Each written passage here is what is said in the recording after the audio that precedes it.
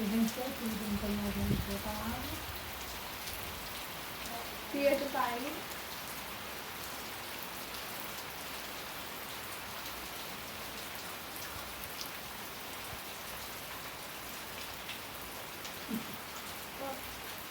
A filha da irmã do Pedro.